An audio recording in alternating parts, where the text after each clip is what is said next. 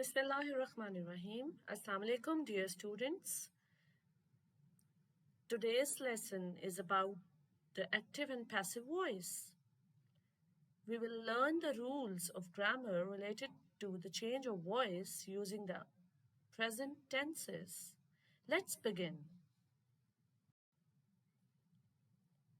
Here you can see that there are two voices of English language, active and passive. Amna eats an apple. It's an example of active voice. An apple is eaten by Amna. This is the passive of this sentence. So let's learn the rules. So here you can see the structure of the active voice and the passive voice sentences. First, let's see the active voice. You can see, first of all, in case of an active voice sentence, subject is used, then comes the verb, and at the end we use the object. So its construction is like this: subject plus verb plus object. Amna eats an apple. Amna is the subject, eats is the verb, and an apple is the object. Whereas if we see strictly what is the status of an, we know that an is an article. Let's see passive voice. The structure is object plus verb plus subject. Here the object is replacing the place of the subject, and the object is an apple. Verb is eaten. This is the passive verb now, and subject is Amna. That was earlier at the first place in case of the active voice sentence. So in other words, when active verb becomes passive verb, the original object becomes the subject. Original object in the case of active voice was apple. Here it has replaced the place of the subject, and now the original object has become the subject and doer of the action. That is, the original subject may be mentioned using the preposition by. Amna was the original subject in case of active voice sentence. So here we have used the subject Amna using the preposition by.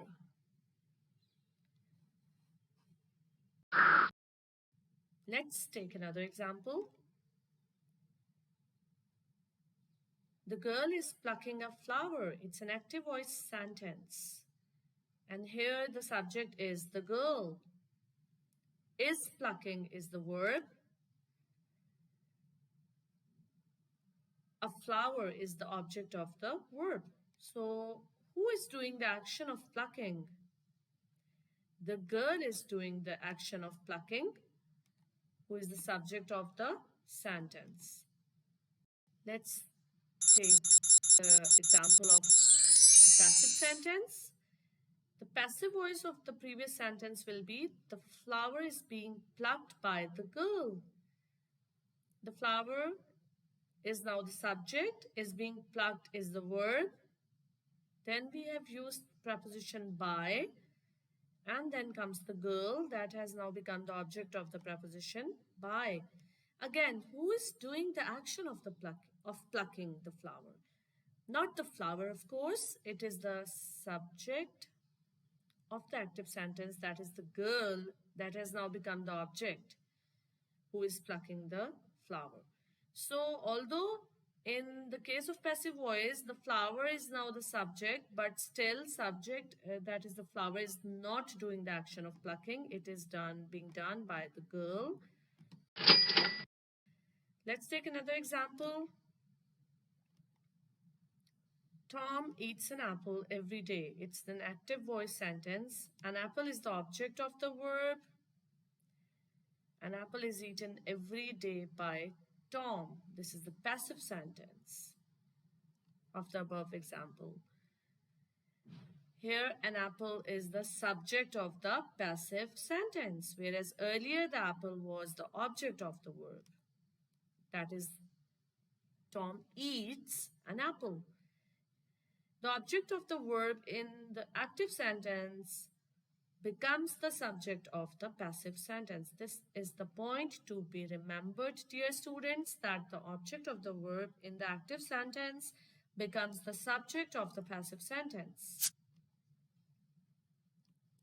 Yes. Let's see another example. It's a very important point to be remembered. She cooks food. This is an active voice sentence.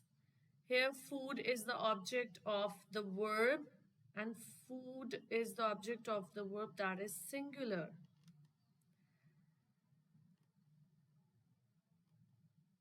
This point relates to the subject-verb agreement. Food is cooked by her. This is the passive voice. And here you can see that food, that is the subject of the passive sentence, is singular. So is cooked. The verb is also singular. We are using is cooked. Why? Because food is singular. That is the subject of the passive sentence.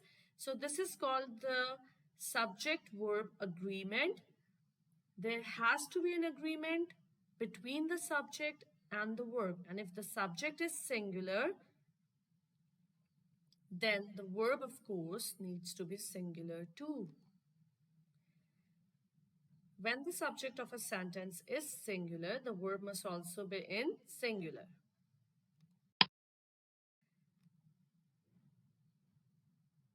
Let's just revise another point that is really important with reference to the subject-verb agreement.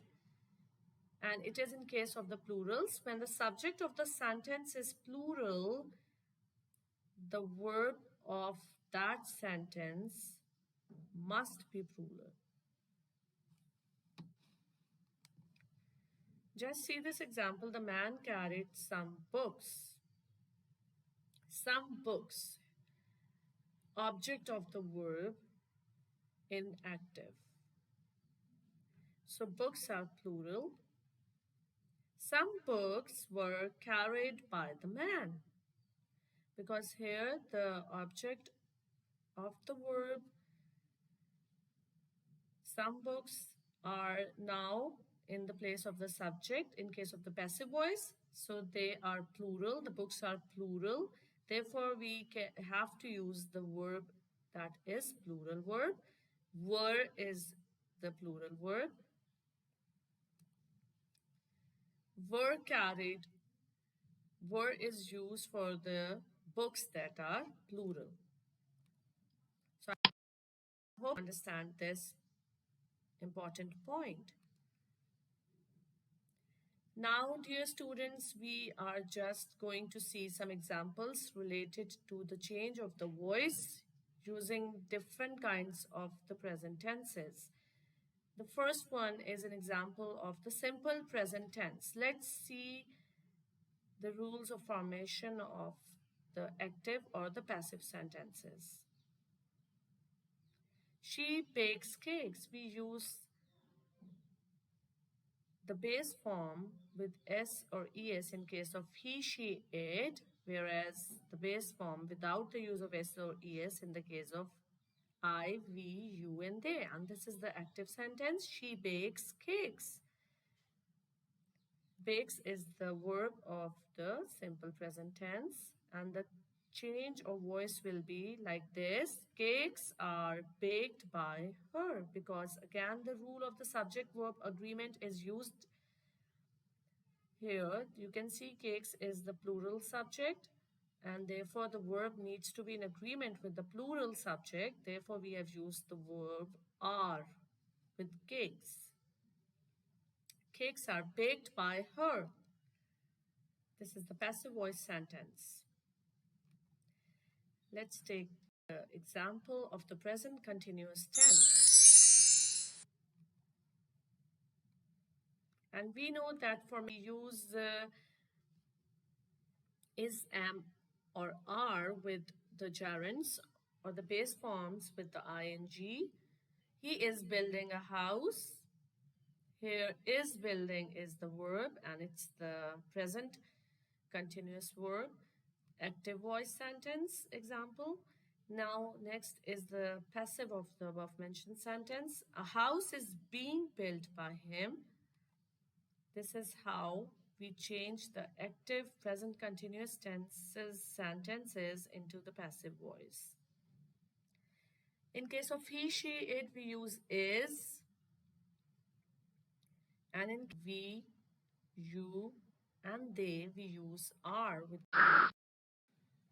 So let's take an example of the present perfect tense. He has written an essay. And we know the rules of grammar of the present perfect tense that with he, she, it, we use has and the third form of the verb, that is the past participle. And in case of I, we, you, they, we use have with the third form of the verb, that is the past participle. This is an active voice sentence. He has written an essay. Now see the passive. An essay has been written by him. We use has been or have been, as the case may be, with the third form of the verb to make a passive sentence using the present perfect tense. I hope you understand this. Now the last of the present tenses is the present perfect continuous tense. And according to the traditional grammar rules, the present perfect continuous tense is not used in passive voice form. However, in the contemporary English, there are occasions where the present perfect continuous tense is used in the passive voice. Like here you can see, he has been mowing the lawn. It is an active voice sentence. In the traditional grammar, there is no transformation of such an active voice sentence into passive voice. But nowadays, at some levels and for some purposes, we can change even a sentence of the present perfect continuous tense into the passive voice. The lawn has been being mowed by him. This is the passive voice.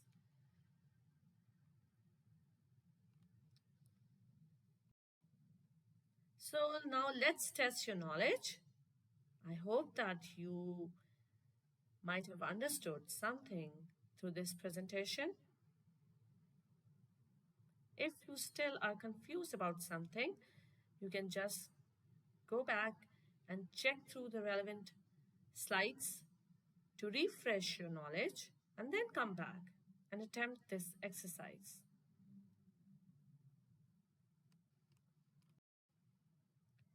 Wow, hopefully you have done all of these correctly. Now check your answers. I hope, dear students, that through this lesson, you would have really revised or understood the active and passive voice using the present tenses. See you next time with another interesting lesson. Take care. Allah Hafiz. And don't forget to subscribe.